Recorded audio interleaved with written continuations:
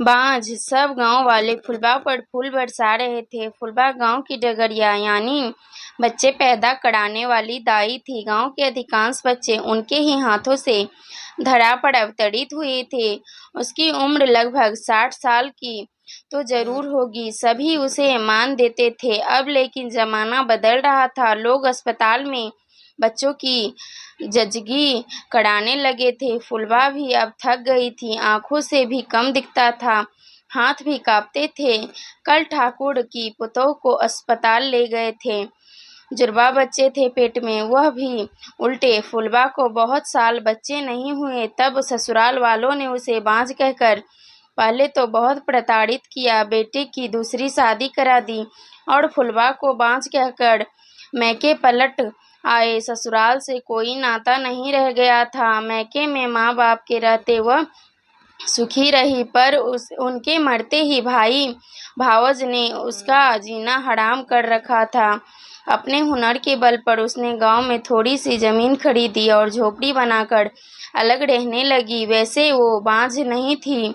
कभी उम्र के बहाव में वह चौधरी से प्रेम करने लगी थी, लेकिन जब उसने चौधरी को अपने पेट में पलते बच्चे के बारे में बताया तो उन्होंने बहुत समझा बुझाकर उसका गर्भपात करा दिया।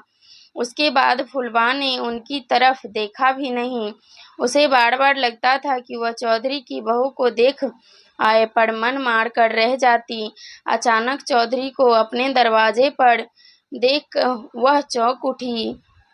ठाकुर ने गिड़गिड़ाते हुए फुलबा को बताया कि डॉक्टर ने उसकी बहू को जवाब दे दिया है। एक बार फुलबा देख लेती तो उन्हें संतोष हो जाता। पिछली बातें भूल जा फुलबा और चल। फुलबा चौधरी के साथ उनके घर गई और बहू को दर्द से कराहते देखकर उसे भी रोना आ गया। उसने जल्दी जल्दी कुछ कपड़े, गर्म पानी और थोड़ा गर्म घी मंगवाया।